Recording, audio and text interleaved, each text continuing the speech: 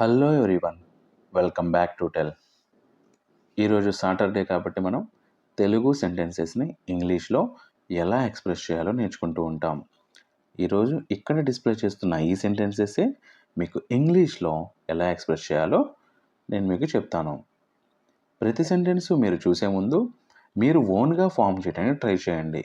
ఎన్ని సెంటెన్సెస్ మీరు ఓన్గా పర్ఫెక్ట్గా ఫామ్ చేయగలిగారో నేను కూడా తెలుసుకుంటాను. కామెంట్స్లో రాయండి. So without getting any late, let's get into our today's class.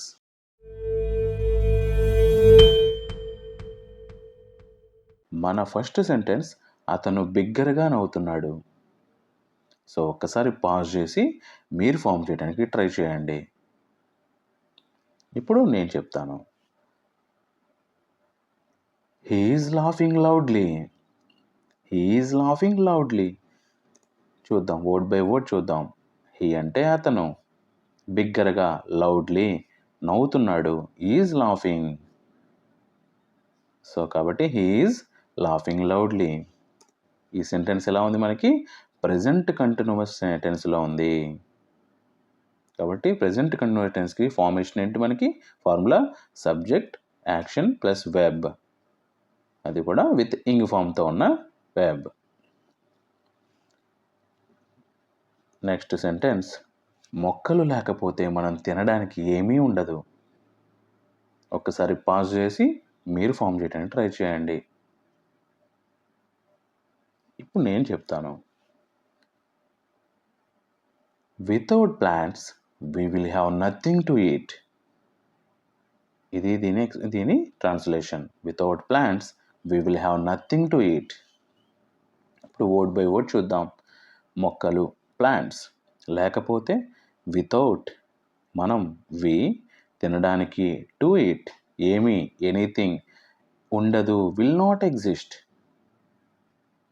So without plants we will have nothing to eat. ఇలా చెప్పుకోవచ్చు. మీకు ఇందులో ఉన్న ప్రతి వర్డ్కి మీనింగ్ తెలియడం కోసం వర్డ్ బై వర్డ్ నేను ప్రొవైడ్ చేస్తున్నాను.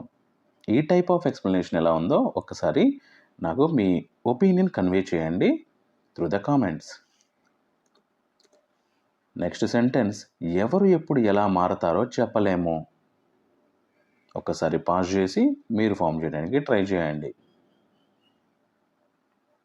ఇప్పుడు నేను చెప్తాను. We can't predict who will change when and how. We can't predict who will change when and how. So ఎప్పుడైతే ఫార్మల్గా మాట్లాడాలో అప్పుడు కాంట్ లాంటి షార్ట్ కట్స్ యూజ్ చేయకూడదు. కెనాట్ అని పూర్తిగా చెప్పాలి మనం ఫార్మల్గా చెప్పినప్పుడు. ఇన్ఫార్మల్గా మాత్రమే ఇలా షార్ట్ కట్స్ మాట్లాడాలి. ఇప్పుడు వర్డ్ బై వర్డ్ చూద్దాం. ఎవరు, హూ, ఎప్పుడు, వెన్, ఎలా, హౌ, మారతారో, విల్ చేంజ్, చెప్పలేము, కాంట్ సే. ఇవన్నీ కలిపితే we can't predict who will change when and how. Predict అంటే చెప్పలేము, దట్ మీన్స్ మనం ముందుగానే గ్రహించలేము అన్నట్టు. నెక్స్ట్ సెంటెన్స్, నాకు చాలా పనులు ఉన్నాయి.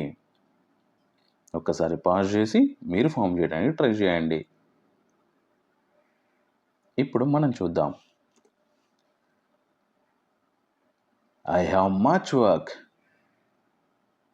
I have a lot of work అని కూడా చెప్పుకోవచ్చు.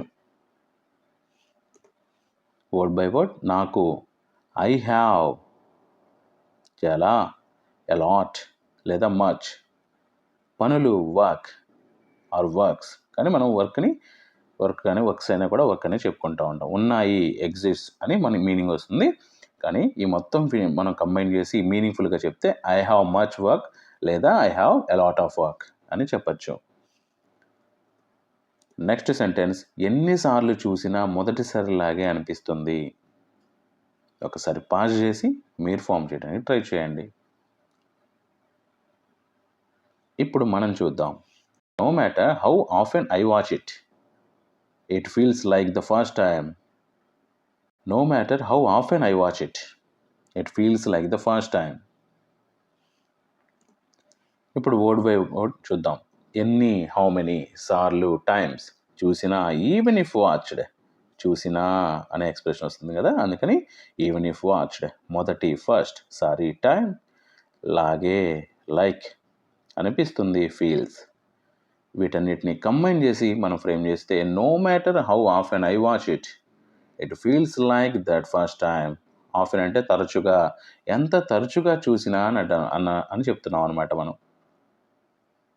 ఆఫెన్లో మనం టైమ్స్ కూడా హౌ మెనీ టైమ్స్ అని కూడా మీరు యూజ్ చేసుకోవచ్చు.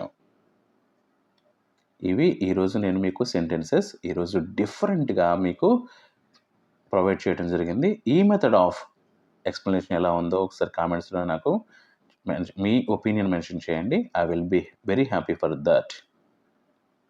So that's for today, signing of.